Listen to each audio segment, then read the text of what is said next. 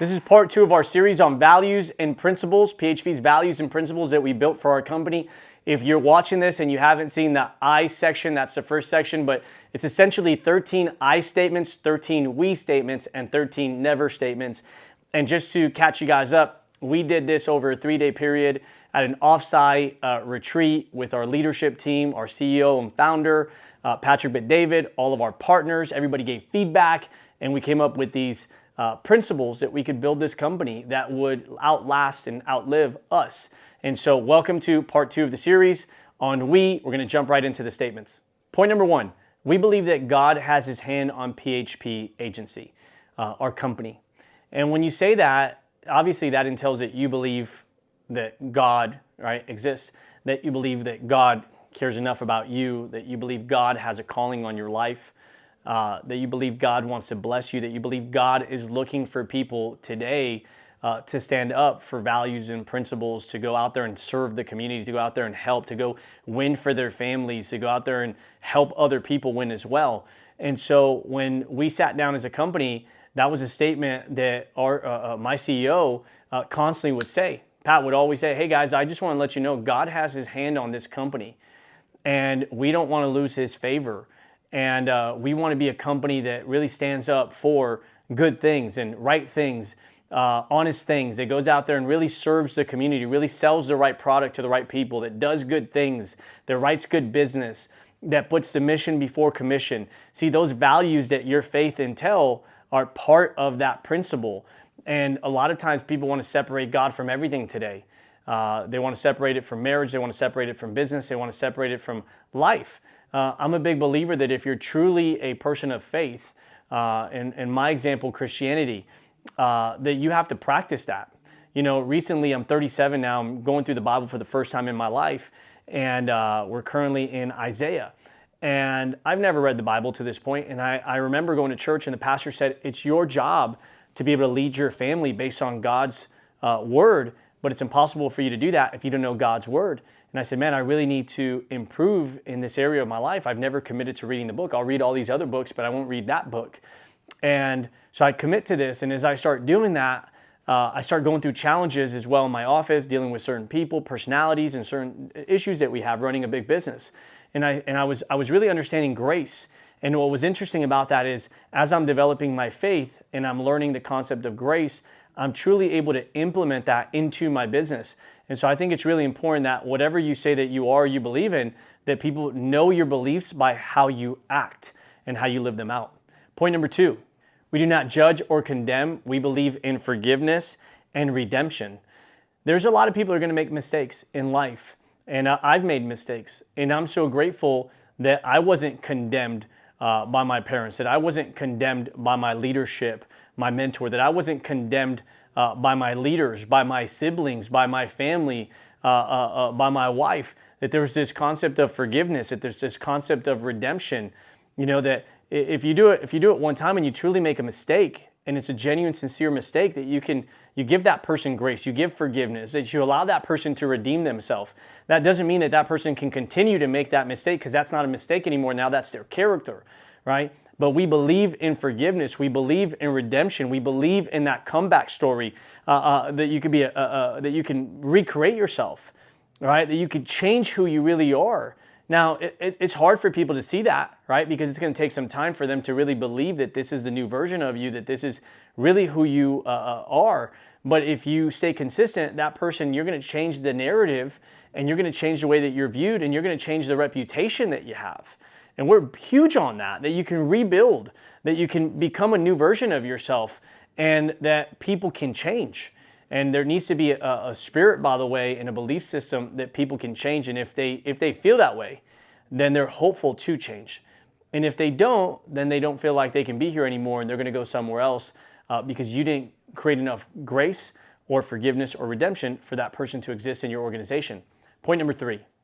We respect and protect the sanctity of marriage and family, and we don't tolerate flirting with anybody's spouse. You know, I have a rule in my office that if I'm in my office with a woman, that my door is open. Why? Out of respect to the woman, out of respect to her boyfriend or her husband, and out of respect to my wife. there's nothing that's going to happen even if the door was closed. But I don't want my wife walking in or somebody's husband or spouse walking in to a closed door meeting. Why? There's nothing that we're doing in private. And so I keep my door open. I want people to feel comfortable. I want spouses to feel comfortable. I want husbands, boyfriends to feel comfortable. I want my wife to feel comfortable. Trust is a big thing. We respect family so much. We respect marriage so much. We have something in our office where if a man's going to go run a meeting with another woman and they're married or that person's married, that they don't drive there together, that they meet at that location, or a woman gets matched up with a woman to go run that meeting, or vice versa, okay? And so we're super big on respect for marriage. Every time somebody gets involved in our organization, we invite their spouse, their boyfriend, girlfriend, husband, wife, their mom, dad, kids, family to the office. When we do conventions, we bring the spouses to these conventions. A lot of companies say, hey, we don't want your husband or your wife coming here. We don't want them involved in this, right? If anything, it's like, no, don't bring your family around. Don't bring your kids here. Don't bring anybody here, right? Why don't you want families together? There's a certain mentality in the corporate world that a husband and a wife cannot work together. We're big on couple powers in our business, where we believe that when a husband and a wife get on the same page with the same dreams, goals, vision, and they have a vehicle to get there, that they're going to go ahead and do more together, right? There's that quote that says one horse can pull 75% of its body weight, but two horses can pull 250% of their body weight. Now, I don't know exact math. I don't measure horses and what their body weight is, but I get the concept of it, that two people pulling in the same direction, there's momentum that's built. Two people going in the same direction, there's momentum that's built. When you got two people that are focused and they're in a healthy environment around other couples, other people, other values and principles, and they start growing, they start reading books, they start coming to meetings, they start getting better, and they start winning, right? That is an unstoppable connection there. And so we're really big on family in our office, and we're very respectful of those relationships. And people want to be in a place where they feel safe and they feel that their relationships are going to be honored. And that's a huge thing in our culture. Point number 4, we have a merit-based culture where promotions and recognition are earned. In addition, incentives and stage time requires alignment with the company. PHP will always turn today's biggest builders into heroes. And so what that means is that if you want the stage, you want the spotlight, you want the microphone, you want to be edified and lifted up and recognized, that you have to earn it. That also means that if you do earn it, it doesn't matter how long you've been here, it doesn't matter your title, that if you outperform somebody else, that you're getting that stage time, that respect, that contest, that promotion, that income, whatever that is that your company values, okay? And so we're huge on earning that. And those people that are in the game today, that are performing today, are going to be recognized above and beyond everybody else. Point number 5, we commit to preserve our compensation plan to always favor the builder. Meaning that, yes, we value salespeople and production, but we value people that can come and transform and develop other leaders. They are building more value to the company and they are changing more people's lives. And so our compensation structure is around that. Why are we talking about this? Because as companies grow, oftentimes those in the company want to change the compensation to favor themselves. Meaning, hey, I'm a senior leader. It would benefit me more if we had this bonus instead of that new person.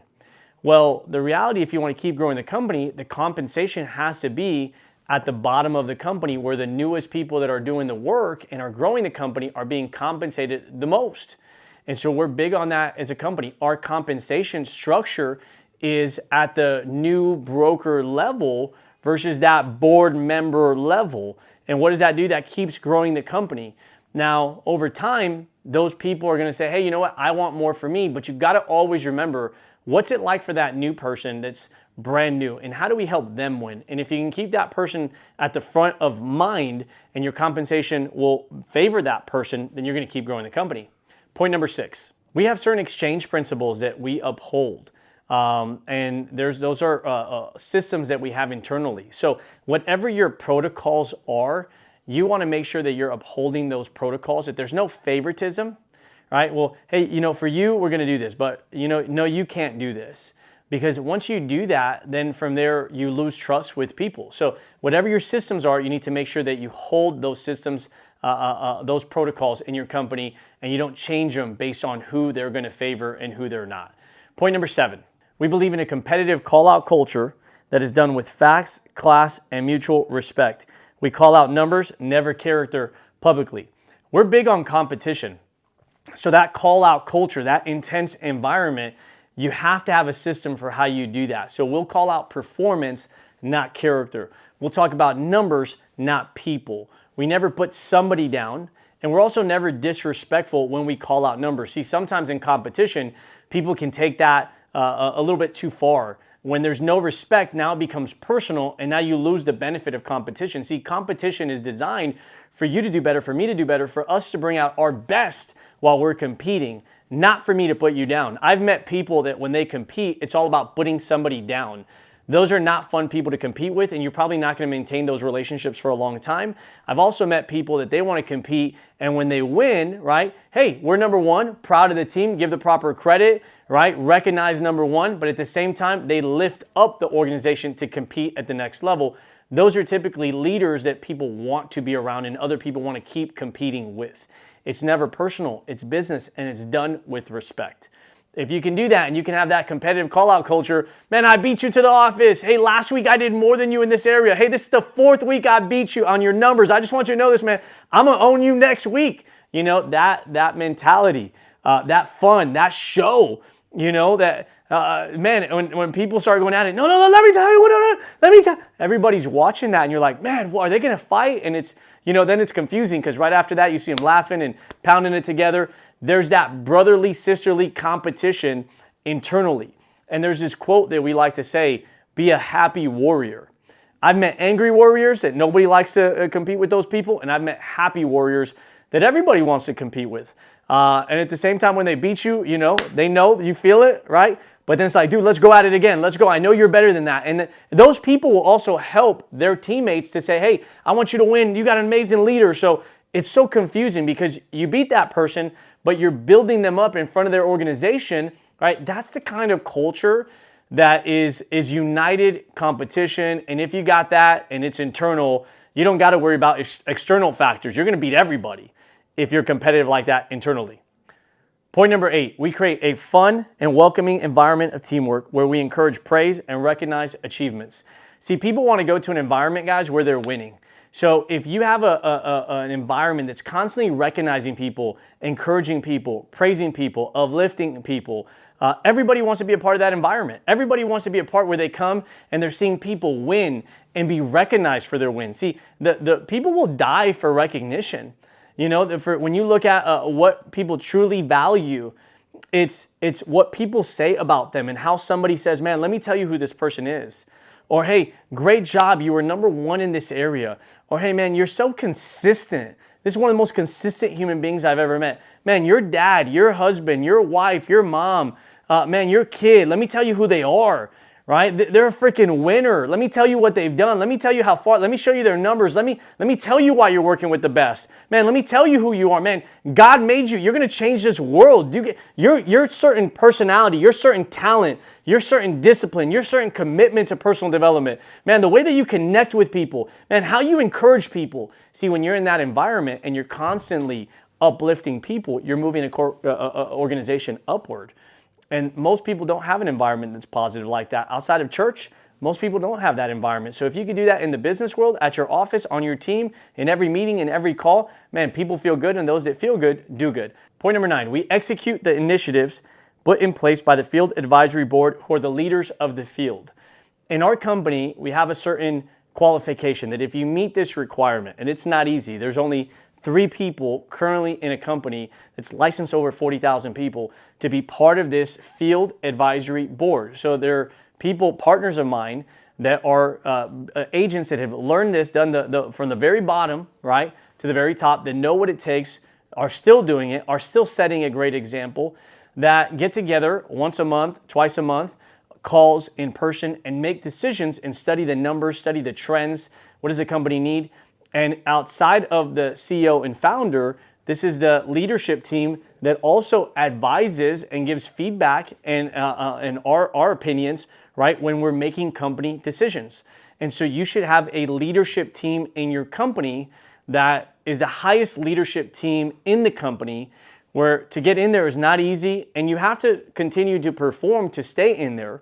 You also have to maintain that great spirit, that great attitude, that great commitment. You have to be constantly leading, setting an example, because you're affecting the whole company. So if you create this core leadership team and they make decisions for the field, that us as an organization, right, our agents, our partners, that they execute, right, those initiatives. Point number 10, we trust, respect, and appreciate home office as an extension of the field, working together to protect and grow the company.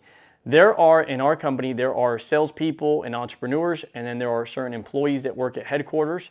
And oftentimes, like I said in the I videos that we did on the I declarations, that we do not look at home office as, hey, you work for me. And home office doesn't look at the field as, hey, these are just salespeople.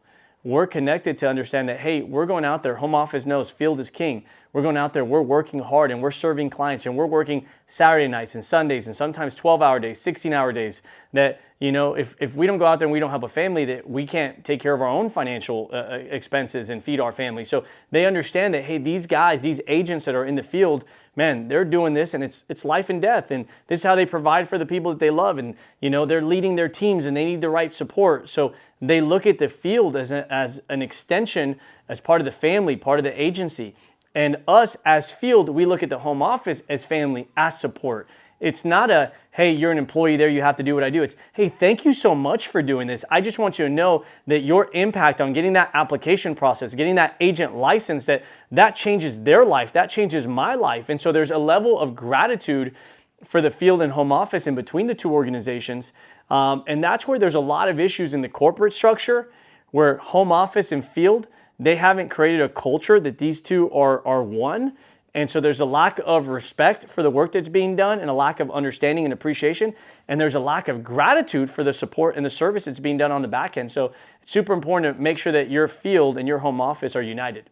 Point number 11, we focus on innovation and speed to provide the best platform to support our agents. When you're running a company, you constantly have to be getting better. And so we're constantly asking, what can we do better?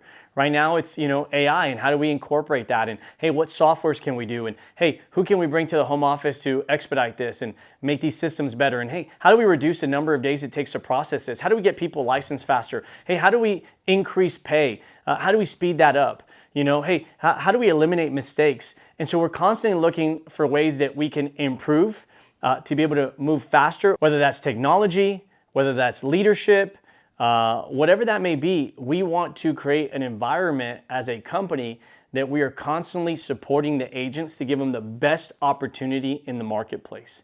And if you're constantly improving, you don't have to worry about losing people, because you're giving your very best. People feel safe, people feel appreciated, people know that you're getting better constantly, and then they want to get better. They want to match that. And you know, we talk about always outgrowing, right? Outgrowing competition, and outgrowing yourself, and outlasting, and out improving, and outworking.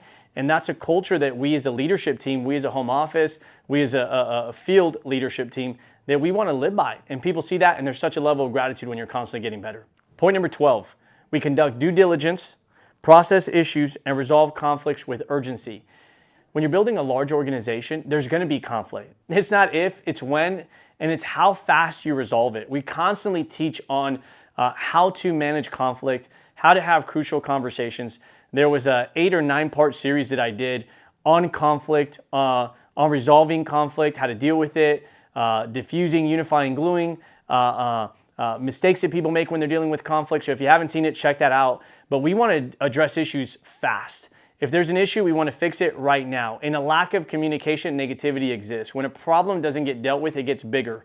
And so there's some companies and some cultures and companies and offices that say, hey, you know what, we just don't want to deal with the problem. I don't want to hear about it. I don't want to know about it. I don't want to. And then what happens? That gets bigger and bigger and bigger. And eventually that marriage ends, that business ends, that team falls apart. Why? Because you had an opportunity to use that conflict to unify, to find a way of getting better, to create new systems, but you didn't look at it from a leader's lens. So I look at conflict, I look at problems as opportunities to get better, and if you can transform the way that you look at it, and you can be urgent in dealing with it, you can really keep an organization together and help them get to the next level. Point number 13, we affirm that nobody is above the PHP Declaration of Values and Principles.